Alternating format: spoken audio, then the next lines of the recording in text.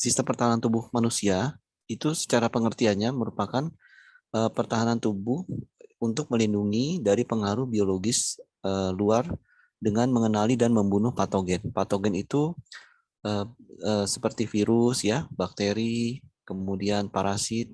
Jadi mikroorganisme atau makhluk yang tidak kasat oleh mata disebut sebagai mikroorganisme yang bisa setiap saat itu menyerang tubuh kita, nempel di badan kita, dan bisa menyebabkan penyakit.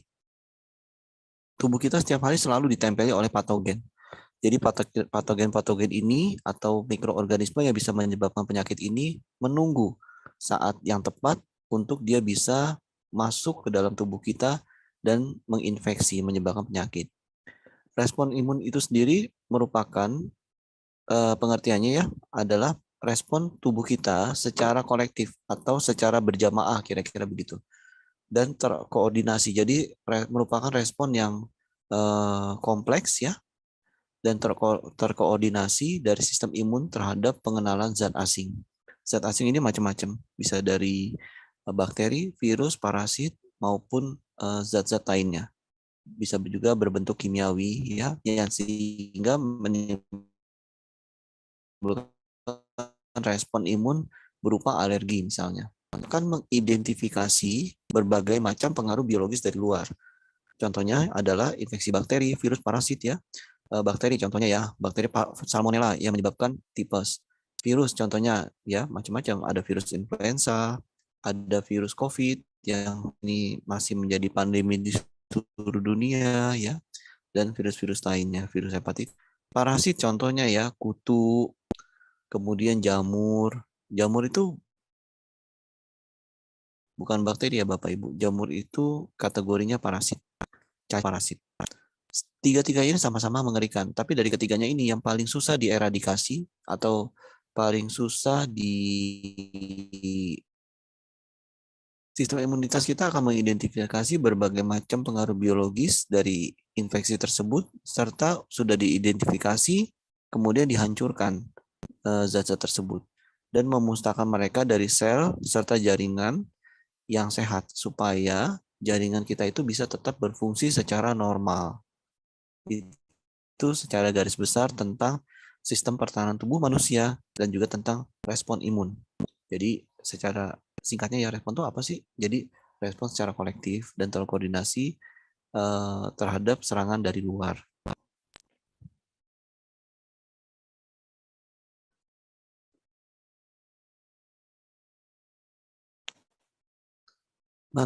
Sistem imun tuh ada yang bawaan, ada yang didapat Bapak Ibu. Jadi sistem imun atau sistem kekebalan tubuh kita ada yang kita bawa dari lahir, ada juga yang kita dapatkan saat kita sudah hidup di dunia ini ya.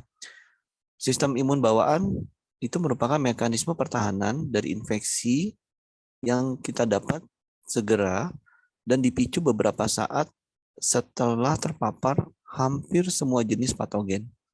Jadi bisa dibilang sistem antibodi alamiah. Sistem kekebalan ini merupakan sistem kekebalan yang pertama dan melengkapi manusia sejak saat kita dilahirkan. Contohnya apa? Sistem imun bawaan. Contohnya ya, kita pernah kena cacar. Seseorang yang pernah kena cacar, dia masih mungkin kena cacar lagi, masih mungkin terkena virus cacar namun bentuknya menjadi herpes zoster, tapi yang pasti dia tidak akan mudah terserang cacar. Jadi nggak akan seseorang dalam hidupnya terkena cacar sampai 3 kali atau sampai 5 kali. Begitu juga dengan virus-virus influenza. Bagaimana kalau kita ada pertanyaan, kalau virus influenza itu bisa meningkatkan sistem bisa membuat tubuh kita mengenali suatu virus influenza, kok dalam 3 tahun saya pernah kena flu 3 kali, setidaknya sedikitnya dalam 1 tahun tuh saya bisa kena flu 1 kali, misalnya ada pertanyaan seperti itu. Bapak Ibu bisa menjawab. Jawabannya adalah yang pertama, virus influenza itu ya memang merangsang tubuh kita untuk membentuk antibodi terhadap virus tersebut. Namun bisa saja virus influenza yang menyerang kita itu merupakan virus yang bermutasi. Jadi sama-sama virus influenza, tapi jenisnya yang sudah mulai berbeda. Sehingga tubuh kita ketika diserang dengan virus influenza tipe baru, jenisnya influenza tapi tipenya tipe baru gitu ya. Contoh kayak mobil aja, jenisnya jenis hatchback, mobil dari produk merek A misalnya. Tapi setelah sekian tahun kan beda lagi bentuknya, beda lagi variannya. Padahal serinya seri itu gitu ya. Begitupun juga dengan virus gitu. Jadi dia masih jenis virus influenza tapi sudah jenis yang beda, udah jenis yang apa, kalau kayak mobil tuh facelift lah gitu, udah yang seperti itu ya. Sehingga tubuh kita, loh ini lain lagi nih virusnya. Nah, dia masuk ke tubuh kita. Tubuh kita belum punya sistem pertahanan untuk seperti itu.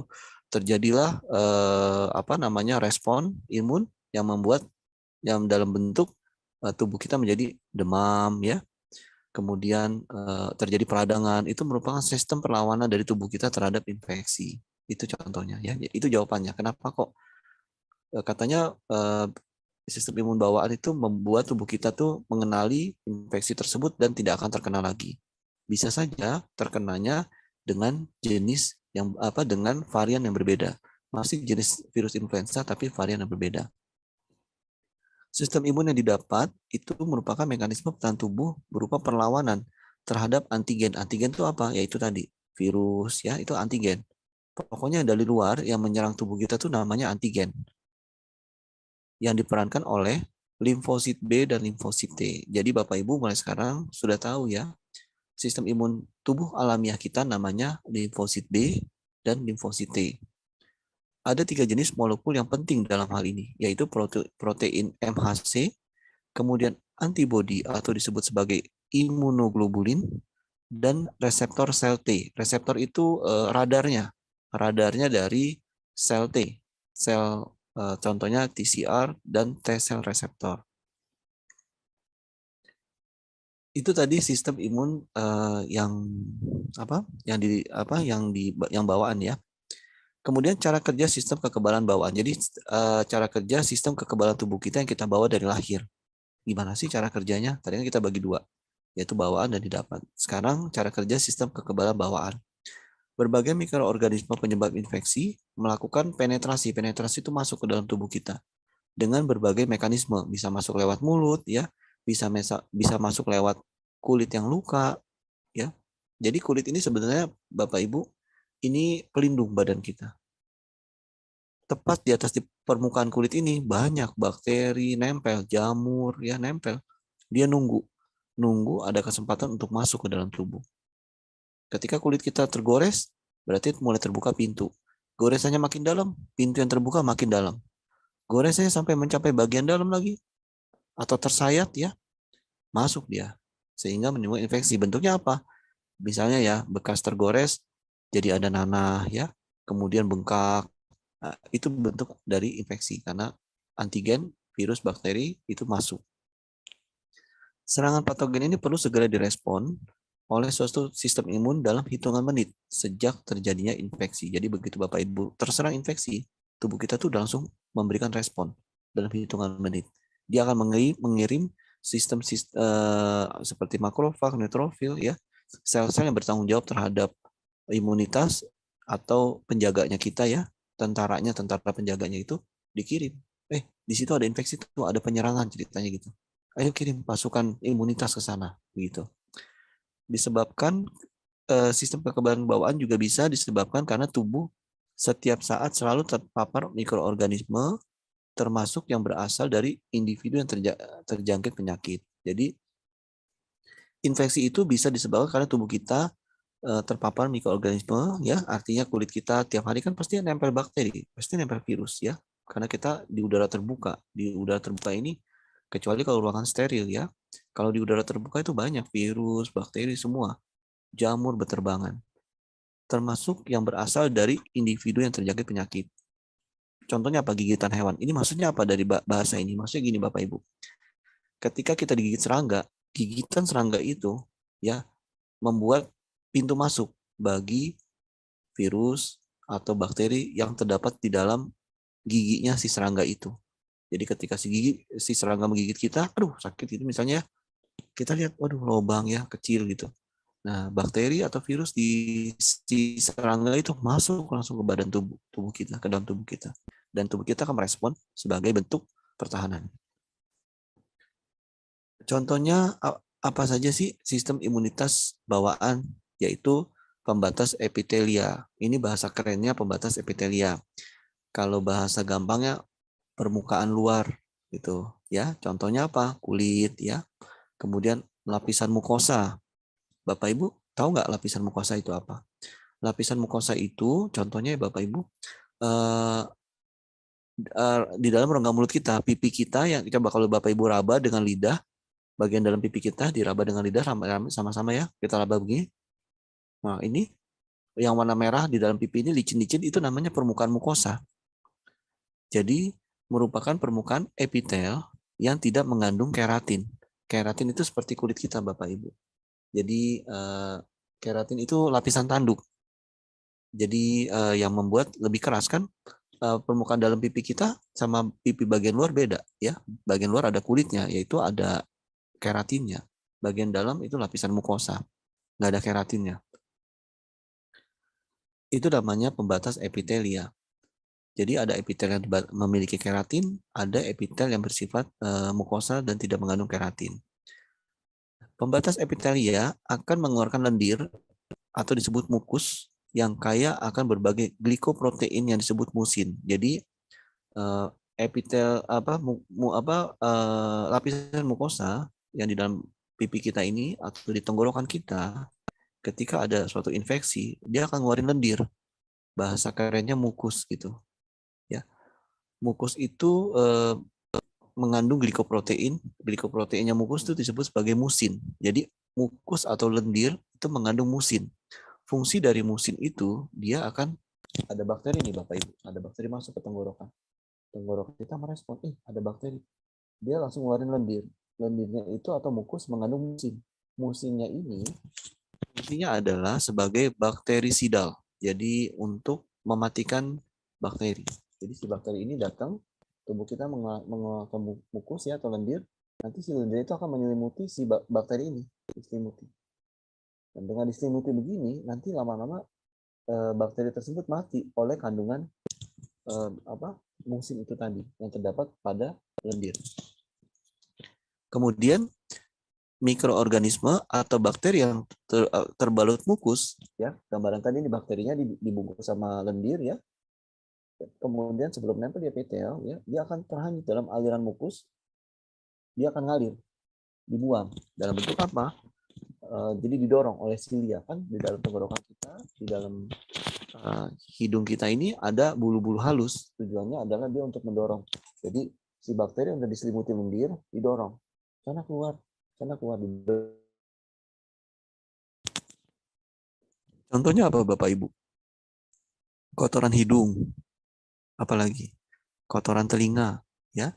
Itu merupakan bentuk sistem pertahanan tubuh kita yang itu merupakan contoh kotoran kuman atau bakteri yang dibungkus oleh lendir. Nggak mungkin kan kita selama 1 minggu coba periksa dengan cotton bud dengan korek kuping ya, sentuh bagian dalam dari hidung. Nggak mungkin dalam 1 minggu sama sekali tidak ada kotorannya. Kok begitu berarti tubuh dia bukannya bersih, malah nggak normal berarti ya. Kecuali kalau kita pergi ke pegunungan yang sama sekali bebas dari polusi, yang airnya biru jernih ya, kemudian bersih. Nah itu baru jarang terbentuk kotoran hidung, kotoran telinga. Kenapa? Karena kumannya pun sedikit, sehingga tubuh kita akan sedikit juga menghasilkan lendir untuk menyelimuti kuman tadi. Itu cerita tentang sistem pertahanan yang bawaan dari sisi pembatas epitel. Kemudian sistem pertahanan tubuh alami berikutnya adalah makrofag.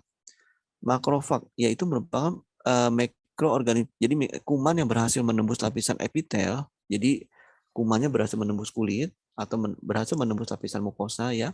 Oh ya Bapak Ibu, lapisan mukosa contohnya apa lagi yang selain di dalam pipi kita, yaitu tenggorokan ya, kemudian lapisan di dalam usus itu namanya mukosa. Apalagi yang kita bisa lihat dari luar, yaitu lapisan di dalam penis kita laki-laki. Kalau wanita adalah bibir dari vagina, bibir bagian dalam, yang merah-merahnya itu yang sensitif ya, itu namanya lapisan mukosa. Kalau makrofag yang kedua tadi makrofag ya. Jadi bakteri, virus yang berhasil masuk ke dalam tubuh kita nempel pada jaringan.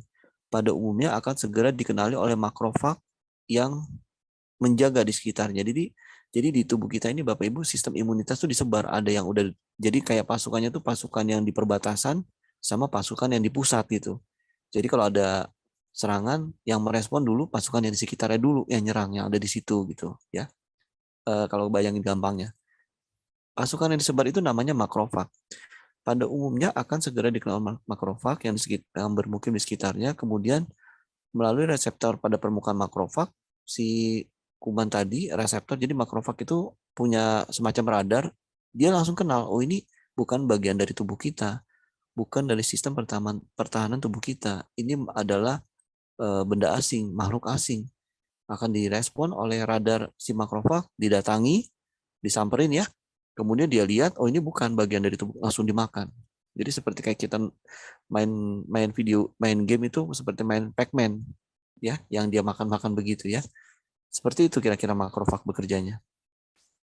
Berikutnya yang sistem pertahanan tubuh alami namanya neutrofil. Neutrofil bekerja pada garda paling depan sebagai fagosit yang dominan. Jadi neutrofil ini juga dia seperti makrofag, dia sifatnya fagosit, jadi dimakan juga bakteri atau virus. Seringkali neutrofil diangkut dari dalam sirkulasi darah menuju jaringan dengan panduan kemokin hasil sekresi makrofag dalam proses fagositosis. Ini bahasa ribet amat sih ya. Nah, bahasa gampangnya tuh gini Bapak Ibu. Jadi si makrofag itu tentara perbatasan. Neutrofil tentara yang patroli gitu. Jadi tentara dari pusat tapi nggak diem. Tentara dari pusat tapi dia patroli terus. Begitu si makrofag lagi perang, dia minta bantuan, Mayday, Mayday, please help me gitu. Apa, halo, halo, neutrofil ini ada kita diserang nih, butuh bantuan. Nah, si neutrofil yang dia merupakan tentara dari pusat, dia pekerjaannya adalah selalu patroli, dia lebih cepat menjangkau posisi si makrofag karena dia nggak hanya berdiam di pusat. Kamu posisi di mana kira-kira, lokasi di mana, langsung disamperin. Jadi si neutrofil ini ibaratnya tentara patroli yang selalu bersiap memberikan bantuan ketika makrofag berperang melawan masuknya si tentara bakteri atau jamur. Kemudian tubuh alami kita Bapak Ibu, sistem pertahanan tubuh berikutnya ada sel NK atau disebut natural killer cell. Mempunyai kemudian mana sel yang tidak mempunyai kecukupan molekul MHC kelas 1.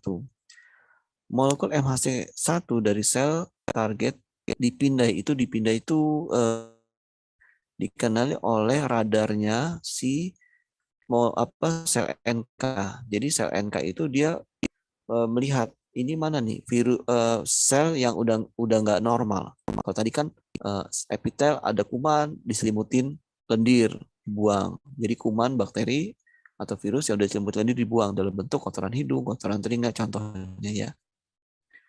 Kemudian kulit kita ya, kalau kita gosok-gosok misalnya ada lapisan lemak ya yang berbau gitu ya, itu berarti lemaknya itu dia udah ada bakterinya ya. Jadi itu yang tadi. Kemudian tadi makrofag, dia berada di sekitar tempat masuknya virus atau bakteri atau jamur.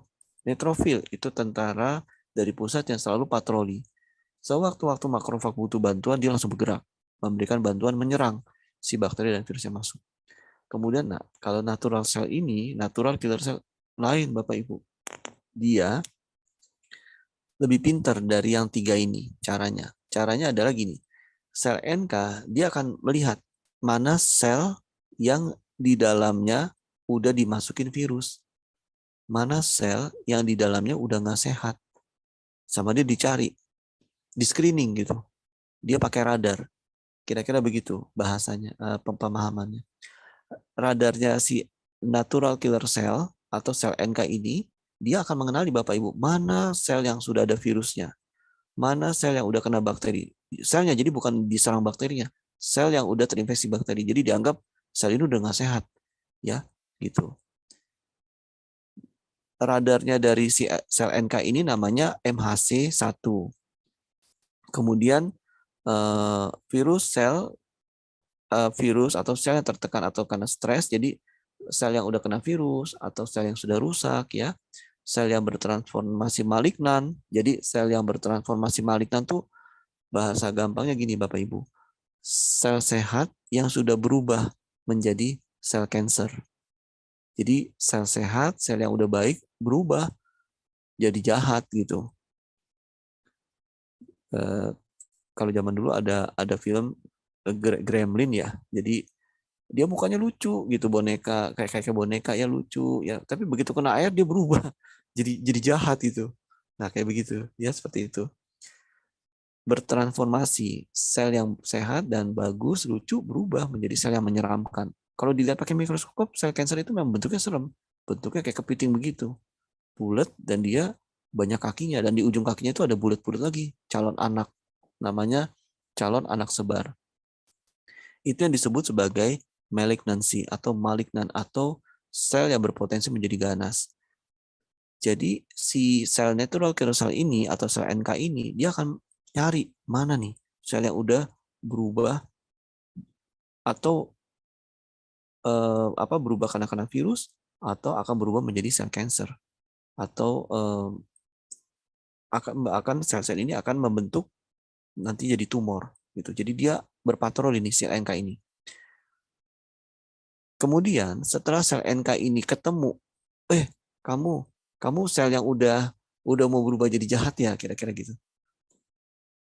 Terus si sel yang udah mulai berubah menjadi cancer ini, dia terus berubah dirinya untuk menjadi serem ya, untuk menjadi cancer. Udah tanpa membuang waktu, sel NK ini dia akan segera memakan. Kamu aku makan aja deh, dimakan sama dia untuk dihancurkan.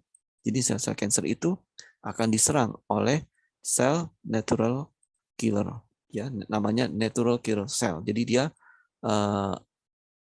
pembunuh sel secara alami. Sel apa yang dibunuh sama dia? Sel-sel yang sudah tidak baik, kira-kira begitu. Kemudian sel dendritik. Sel dendritik diidentifikasi keberadaan di dalam interstisium hampir seluruh jaringan tubuh manusia. Jadi sel dendritik ini bagian dari sistem imunitas kita Bapak Ibu, tapi dia tidak ada pada kornea. Kornea itu lapisan bening pada mata. Kemudian sel dendritik ini tidak ada pada sistem saraf pusat kita di dalam otak. Di dalam jaringan sel dendritik itu tadi natural killer cell, kemudian sekarang tentang sel dendritik. Sel dendritik ini bermukim pada keadaan setengah aktif sebagai sel yang memburu antigen. Jadi dia Bapak Ibu bayanginnya seperti tentara yang tidak aktif berdinas. Jadi si sel dendritik ini seperti tentara cadangan.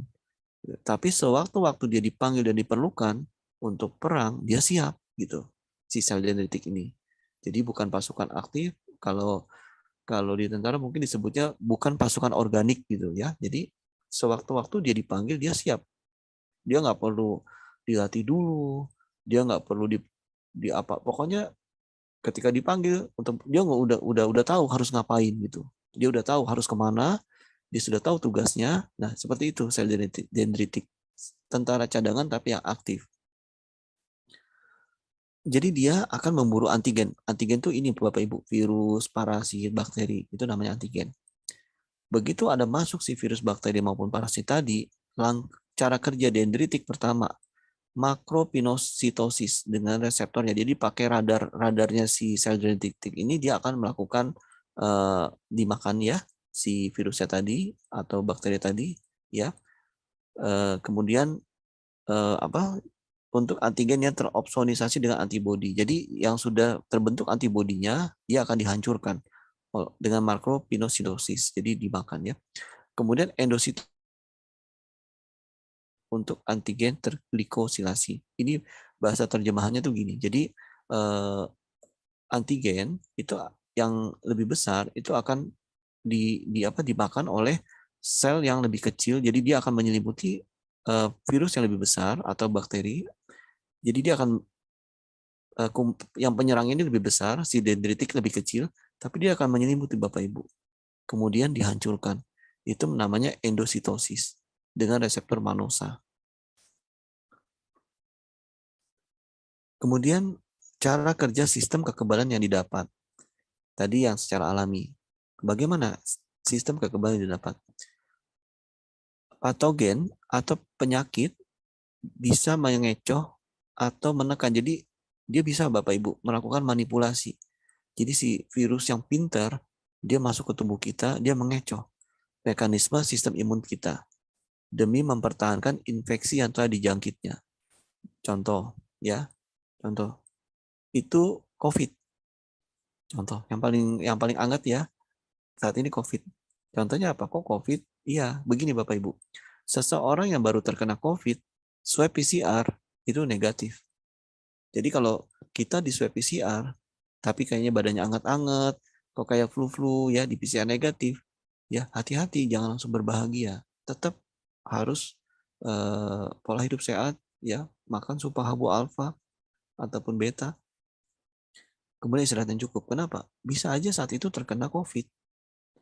Jadi nanti dia akan positifnya itu di hari ke-7 atau hari ke-8 sejak pertama kali terinfeksi. Bapak Ibu bayangin, kalau orang yang merasa tubuhnya sehat-sehat aja, dia udah ketemu berapa banyak orang, ya, dia minum kemudian gelas minumnya diminum oleh anaknya atau bagi ya minum anaknya dia minum, habis itu bekas dia minum diminum lagi sama anaknya atau diminum oleh pasangannya atau dia berhubungan dengan pasangannya ketemu orang lain, ketemu saudaranya, ketemu ibunya, waduh, dalam 7 hari udah akan banyak orang yang terinfeksi. Nah ini caranya mengecoh. Jadi dia udah menginfeksi, tapi dia tidak memunculkan tanda-tanda infeksi. Sehingga sistem imun kita masih masih bingung, ini virus ini jahat gak sih ya? Jadi dia pintar menyamar gitu. Jadi nggak segera dikenali oleh sistem imunitas kita. Begitu sudah 7 hari, diamati oleh sistem kekebalan tubuh kita, baru ketahuan, ternyata kamu tuh penyakit ya, kamu tuh mau nyerang ya, kamu mau bikin kerusakan ya, langsung diserang oleh imunitas kita. Akhirnya apa? Baru timbul dari penyerangan itu timbullah baru namanya baru terdapat hasil yang positif, terbentuk reaksi antigen antibodi, maka itu yang terdeteksi oleh alat-alat medis gitu. Itu contoh patogen mengecoh. Respon imun adaptif diperankan oleh sel efektor dan molekul terkait sekitar hari ke-4 atau ke-5 setelah infeksi awal. Nah, ini contohnya yang tadi saya ceritakan ya. Jadi sekitar hari ke-4 atau ke-5 setelah infeksi awal, rata-rata ke-7, 7 ke atas ya. Jadi baru ketahuan, oh ternyata terinfeksi gitu. Setelah kadar antigen menurun ke bawah ambang batas sistem imun adaptif, respon akan berhenti. Namun antibodi dan memori imunologis akan tetap bertahan dan memberikan perlindungan yang panjang untuk infeksi ulang yang dapat terjadi. Jadi setelah kadar antigen menurun, jadi kita antigen itu masuk ke tubuh kita, kemudian kita respon oleh sistem imunitas. Kemudian kadar antigen dari si virus tadi menurun ya, sampai pada ambang batas tertentu. Kemudian respon dari si antigen itu akan berhenti. Jadi respon akan berhenti maksud gini, pola penyerangan dari si virus atau kuman itu dia akan berhenti karena dia kalah ya. Nah setelah dia kalah, tubuh kita akan menciptakan akan melakukan printing dari jenis infeksi yang masuk tadi. Itu yang disebut sebagai namun antibodi dan memori imunologis. Jadi tubuh kita akan membaca sistem sistem dari struktur genetik si virus atau bakteri itu tadi. Untuk apa? Untuk dicontoh, dibuatkan antibodinya. Nanti ketika suatu saat kita diserang lagi, kita udah kebal. Kira-kira begitu. Jadi bahasa lainnya juga contohnya gini. Ketika tentara musuhnya udah mati ya, kalah gitu ya. Nah, tentara kita akan berusaha mempelajari senjatanya tentara musuh ini apa aja sih. Kemudian sistem informasi si tentara musuh tuh dia pakai apa aja sih, teknologinya dia pakai apa aja sih, tanknya, senjatanya dibongkar. Begitu dibongkar semuanya, udah dipelajarin, kita bikin yang mirip. Jadi ketika dia menyerang kita dengan senjata yang sama, kita udah punya senjata yang sama atau bahkan lebih canggih. Itu maksud dari bahasa ini. Jadi ketika dia nyerang lagi, kita udah punya sistem pertahanan sehingga efek kerusakan atau efek kemenangan dari si virus yang masuk tadi nggak akan tercapai karena kita dengan cepat bisa mengalahkan dia. Kenapa? Karena kita sudah mencontoh, sudah memprinting antigen dia, sudah mencontoh senjata dari si tentara yang tadi sudah kita kalahkan. Ketika bantuannya datang, kita sudah memiliki senjata yang sama atau senjata lebih canggih, sehingga senjata itu bisa kita pergunakan untuk menyerang balik. Dan dengan cepat, dia tidak akan menyebabkan infeksi, tidak akan menyebabkan reaksi yang merugikan. Gitu. Kira-kira seperti itu. Contohnya apa? Sistem kekebalan yang didapat Bapak Ibu. Contohnya ya. Contohnya yaitu vaksin. Kita dimasukin virus yang lemah, jadi virusnya udah lemah. Tubuh kita akan menyerang virus yang lemah itu tadi, kemudian namanya udah lemah ya, berarti dengan mudah kan virusnya dikalahin. Ketika virusnya dikalahkan, tubuh kita akan memprinting, menyalin struktur sistem DNA, sistem segala macam ya, dari si virus yang dikalahkan itu tadi, yang udah dilemahkan terus dan mudah dikalahkan. Dicontoh DNA-nya, apanya, untuk apa? Untuk dibuat antibodinya. Seperti kita yang selama ini pernah divaksin anti COVID, Bapak Ibu. Kan kalau habis divaksin anti COVID, ada reaksi kan? Demam-demam, reaksinya mirip-mirip orang COVID, tapi tidak separah yang orang kena COVID betulan. Gitu. Kenapa? Karena virusnya sudah dilemahkan. Cuman untuk mancing tubuh kita untuk menghasilkan antibodi. Kemudian itu tadi ya sistem sekilas tentang sistem imunitas. Sekarang kita ada yang bawaan, ada yang didapat. Sekarang kita berpikir lagi, baik kalau begitu bagaimana cara meningkatkan daya tahan tubuh? Pertama adalah tidur dan istirahat yang cukup. Rata-rata berapa lama? Kurang lebih 8 jam. Tapi bagi yang sibuk, ya masih bisa ditoleransi sekitar 6 jam. Yang kedua, perbaikan nutrisi. Yang ketiga, perbaikan sel dan regenerasi sel. Nah, ini penting. Jadi, perbaikan nutrisi beda, Bapak Ibu, dengan perbaikan sel dan regenerasi sel. Kalau perbaikan nutrisi adalah untuk menjaga keseimbangan sistem yang berjalan di dalam tubuh kita. Jadi kalau kayak Bapak Ibu bayangin ya, seperti kendaraan. Kalau kendaraan perbaikan nutrisi itu ya, kendaraannya contohnya diberikan bahan bakar yang bagus ya, diberikan pelumas yang baik, yang berkualitas baik. Kemudian ini masih mobil konvensional ya, bukan mobil listrik ya. Kemudian diberikan coolant yang baik untuk radiatornya supaya tidak mudah mengalami overheat atau mengalami panas. Itu contohnya, itu contoh ya. Itu contoh perbaikan nutrisi. Kenapa saya menggunakan bahasa itu? Supaya Bapak Ibu lebih mudah membayangkan. Itu contoh perbaikan nutrisi. Kan kendaraan juga pakai nutrisi ya. Bensin kok nggak dikasih makan, dia nggak bisa jalan. Mobil kok nggak dikasih bensin, maksudnya maaf, dia nggak bisa jalan. Kita isi air gitu, bukan makanan dia nggak akan bisa jalan. Begitupun kita harus selalu setiap hari harus diberikan nutrisi yang perbaikan nutrisi. Kadang ada teman-teman kalau bercanda, kalau pas habis gajian, wah perbaikan nutrisi gitu ya. Itu bercanda ya. Tapi yang paling baik adalah sebetulnya perbaikan nutrisi nggak harus mahal. Ya, dengan makanan yang bersih, sehat, itu bisa setiap hari. Contoh perbaikan sel dan regenerasi sel tadi, perbaikan nutrisi, mobilnya dikasih bensin yang bagus, oli yang baik, ya, kemudian coolant atau cairan untuk penahan panas pada radiator dengan kualitas yang terbaik, maka mobilnya pun akan baik, akan tidak sering rewel, tidak sering mogok ya, dan akan selalu dalam kondisi prima kendaraannya. Itu contoh perbaikan nutrisi pada mobil misalnya. Nah, kalau pada manusia, perbaikan nutrisi makanan, vitamin ya seperti itu. Perbaikan sel dan regenerasi sel itu contohnya gini Bapak Ibu. Contoh ya, ketika mobilnya Bapak Ibu, kendaraannya Bapak Ibu perlu mengganti komponen atau spare part, diganti dengan spare part yang baik, diganti dengan komponen yang asli, yang original, sehingga mobil tersebut akan awet, tidak akan rewel-rewel, sama kayak badan kita. Kalau kita rajin melakukan perbaikan sel tubuh kita rajin melakukan regenerasi sel pada tubuh kita pun nggak akan rewel, nggak akan dikit-dikit mogok, dikit-dikit sakit, dikit-dikit puyeng ya, kemudian mikirnya lemot-lemot, maksudnya berpikir lambat ya. Tidak, ya itulah yang disebut sebagai rejuvenation. Jadi banyak orang-orang yang dia usianya sudah banyak, tapi daya ingatnya, kemudian semuanya itu kok kelihatan bisa 5 tahun atau 10 tahun lebih muda dari usia dia yang sebenarnya. Kenapa? Karena tubuh dia selalu melakukan perbaikan sel dan regenerasi sel sehingga dia awet. Jadi seperti kayak Bapak Ibu kalau lihat mobil yang udah lama, udah umur 30 tahun, tapi kok nggak pernah mogok.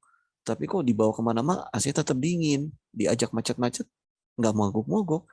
Ketika Bapak Ibu coba make, nyaman-nyaman aja semuanya kok berfungsi baik kayak itu tadi karena diberikan regenerasi sel atau diberikan spare part yang original ya, kemudian diberikan nutrisi yang baik yaitu bensin, oli ya yang baik seperti itu contohnya.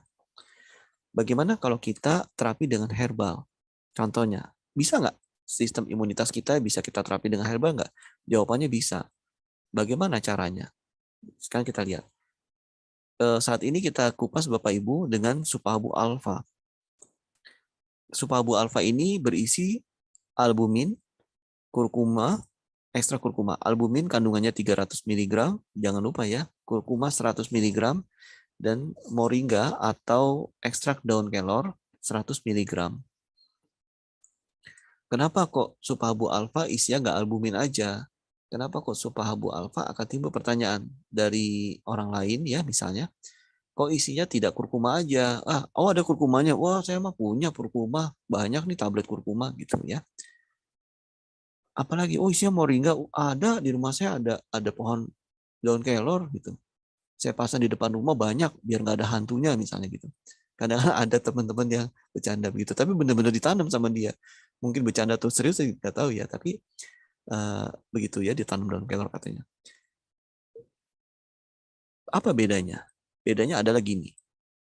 Kalau polyherbal sama monoherbal, menggunakan polyherbal itu akan memberikan hasil yang lebih baik, hasil yang lebih cepat, dengan dosis yang nggak perlu tinggi-tinggi. Contoh ya, orang yang habis operasi, untuk perbaikan jaringannya, dia harus makan albumin dalam jumlah besar. Tapi dengan polyherbal, albumin akan meregenerasi sel. Kurkumin akan meredakan inflamasi peradangan pada efek reaksi dari operasi tadi. Contoh peradangan pada hasil operasi adalah bekas operasi bengkak. Ya, contoh gampang nih Bapak Ibu. Orang-orang yang habis operasi wajah untuk mempercantik diri, pasti kan dia bengkak-bengkak dulu mukanya. Coba nanti begitu 1 bulan atau 1,5 bulan, waduh mukanya udah bisa jadi cantik sekali misalnya seperti boneka. Tapi sebelum seperti boneka itu dia bengkak-bengkak dulu. Nah itu namanya reaksi inflamasi dari operasi. Reaksi inflamasi tersebut dapat diatasi dengan antiinflamasi, anti peradangan yang terdapat pada albumin, terdapat pada kurkumin, pada Supabu Alpha, kemudian yang terdapat pada moringa. Bapak Ibu bayangin, kalau kita berikan albumin aja, hanya diberikan satu jenis antiinflamasi. Tapi kalau kita berikan polyherbal, kita memberikan 3 jenis antiinflamasi, selain efek-efek manfaat lainnya, yaitu yang sebagai regenerasi sel dari albumin, sebagai antiinflamasi dan sebagai membangun jaringan baru dari kurkuminnya, ya, kemudian dari moringanya. Nanti kita kupas satu persatu lebih dalam.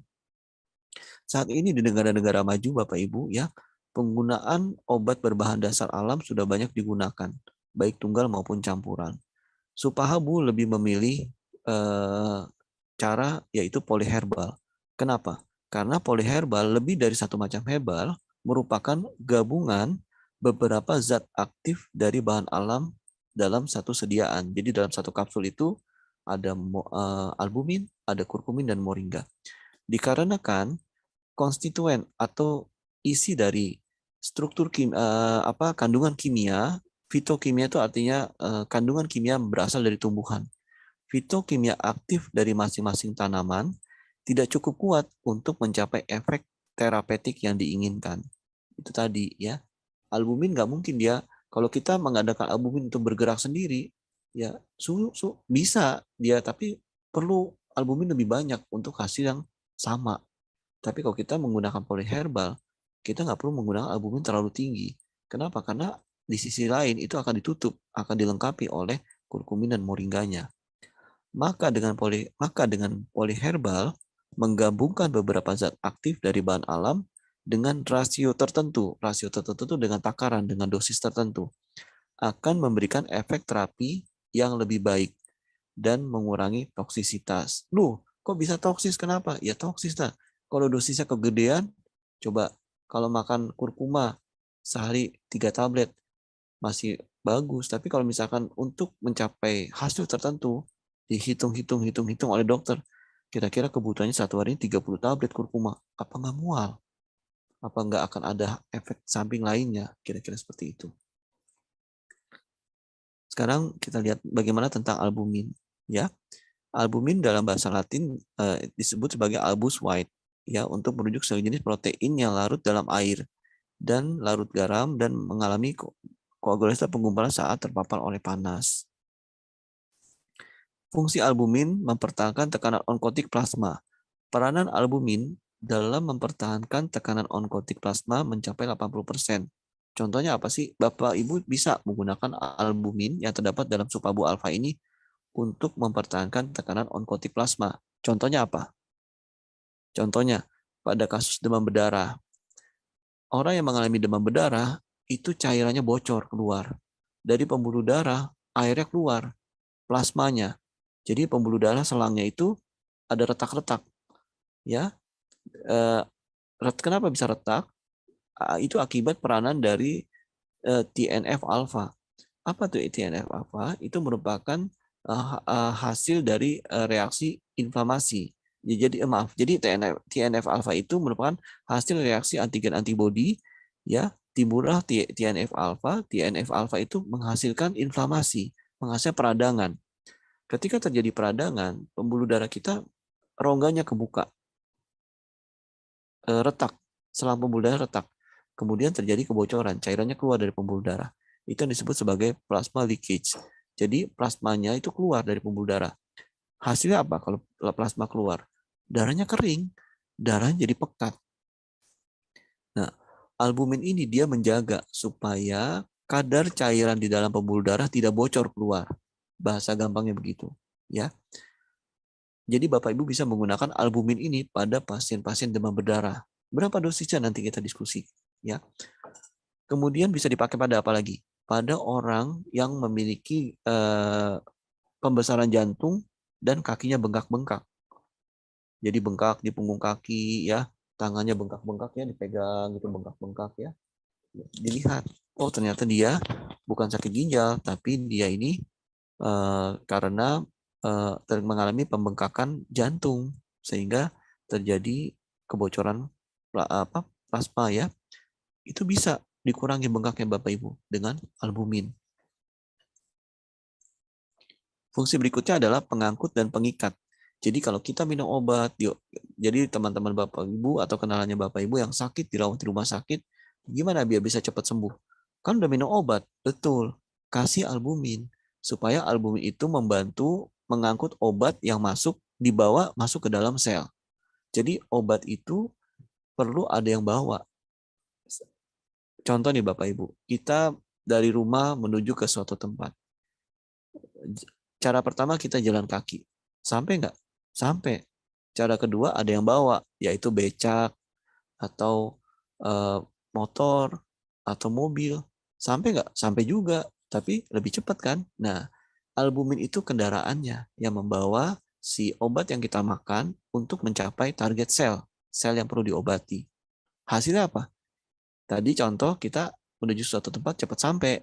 Nah, kalau kita minum obat dengan ditambah albumin, hasilnya adalah cepat sembuh. Kenapa? Karena si zat berkhasiat di dalam obat itu cepat dianterin oleh albumin untuk masuk ke dalam sel.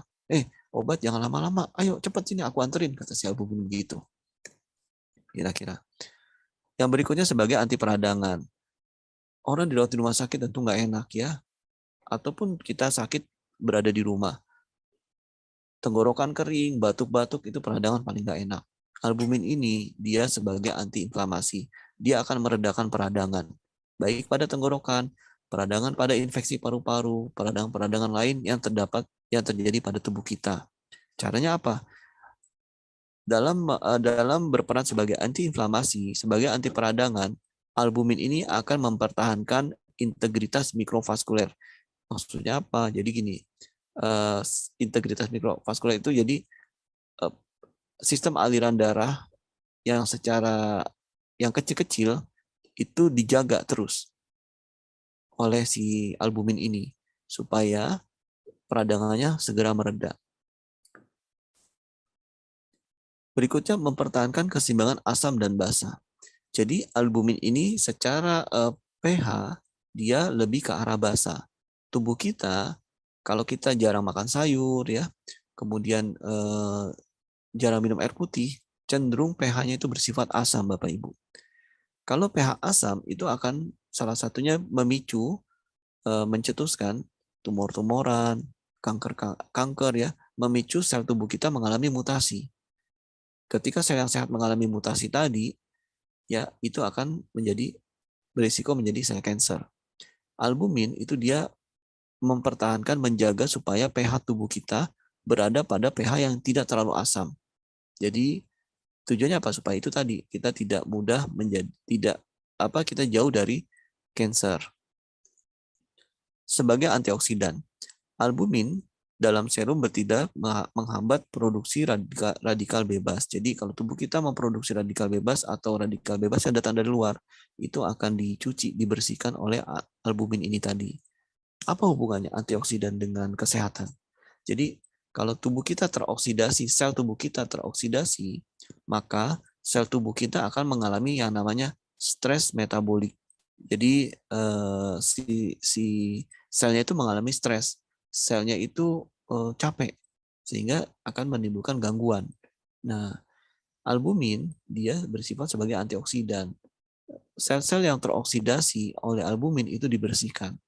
Sel-sel yang terpapar racun oleh polusi, oleh pengawet ya, polusi dari udara, kemudian oleh pengawet, itu kan polusi juga, pengawet makanan ya, pewarna, itu akan dicuci, dibersihkan sel-sel tubuh kita oleh albumin. Berikutnya sebagai antikoagulan atau mencegah penggumpalan dan menghambat agregasi trombosit. Jadi dia menghambat plak-plak di dalam pembuluh darah kita. Jadi ketika pembuluh darah kita luka dan terjadi untuk pengeringan lukanya, bisa itu memicu plak-plak pembuluh darah, bukan lemak tapi bekuan darah. Nah, bekuan darah ini bisa secara bertahap dihancurkan oleh albumin ini tadi. Bagaimana manfaat albumin untuk imunitas? Itu tadi secara garis besar ya fungsi albumin. Banyak ya, antiinflamasi ya, dan tadi banyak. Terus kalau untuk imunitas, ini kan kita lagi bahas albumin untuk imunitas. Gimana peranannya? Pertama, terjadi peningkatan fungsi imun total limfosit count. Limfosit, jadi susah amat sih bahasanya gitu ya. Dulu saya waktu kalau kuliah, apa dipikirin banyak pakai bahasa yang ini, kedokteran tuh pakai bahasanya yang kayak gini. Terjadi peningkatan fungsi imun TLC atau total lymphocyte count. Maksudnya apa sih? Bahasa gampangnya, walah jumlah sel limfosit dah gitu ya. Sel limfosit itu apa? Sel limfosit itu ini Bapak Ibu. Sel limfosit itu sel tubuh kita bagian dari leukosit yang berperan sebagai sistem pertahanan tubuh. Bahasa gampangnya apa sih? Sel limfosit itu tentara baik itu. Jadi tentara penjaga di dalam tubuh kita. Jadi terjadi peningkatan fungsi imun TLC dan terjadi penurunan faktor inflamasi TNF alpha. Jadi kalau kita sering mengkonsumsi albumin, ya, kita akan menambah jumlah tentara baik, maksud dari tulisan ini ya. Dan faktor-faktor peradangan di tubuh kita yaitu TNF alpha itu akan berkurang. Sehingga apa? Ketika faktor peradangannya berkurang, otomatis bibir kering, ya, tenggorokan kering, lambung-lambung yang perih-perih, kemudian usus-usus yang radang, itu pun akan segera diredam. Kenapa? Karena TNF alpha-nya juga dikurangi oleh albumin itu tadi. Fungsi yang kedua, albumin dalam imunitas yaitu dia memblok suatu keadaan neurotoxic oksidan stress. Jadi sel yang terkena oksidan itu mengalami stres, bukan stres kayak kita banyak pikiran, tapi kerusakan lah kira-kira begitu. Ya, jadi dia memblok, dia menahan, mencegah kerusakan dari sel akibat oksidasi dari luar yang diinduksi oleh hidrogen peroksida atau koper, asam askorbat yang apabila teroksidasi akan menghasilkan radikal bebas. Jadi ini juga berperan, albumin juga berperan mempertahankan integritas mikrovaskuler. Maksudnya apa? Jadi albumin ini menjaga supaya pembuluh darah kita Bapak Ibu tidak mudah bocor, ya, sehingga mencegah masuknya kuman-kuman ke usus, kuman-kuman usus masuk ke pembuluh darah. Karena di dalam usus kita Bapak Ibu itu terutama usus besar ya, itu banyak kuman. Kan ketika kita buang air besar, kotoran itu kan keluarnya dari usus besar. Nah, di dalam dinding usus itu ada pembuluh darah kecil. Kalau pembuluh darahnya itu retak-retak, selang-selang pembuluh darah itu retak-retak, kuman yang ada di sekitar usus besar itu, dia akan ada pembuluh darah yang retak nih, itu merupakan pintu masuk buat kita masuk. Dia akan masuk ke dalam saluran pembuluh darah. Nanti dia akan berenang di dalam selang pembuluh darah, ikut dalam saluran pembuluh darah, dia terus ya lama-lama dia bisa kemana-mana itu kuman, bisa ke otak, bisa. Artinya apa? Dia akan ikut dalam sistem aliran darah. Nah, albumin dia membuat pembuluh darah kita rapat sehingga kuman-kuman tidak akan masuk. Termasuk pembuluh darah yang kecil-kecil, yang rentan rusak, yang permukaannya rentan mengalami retak.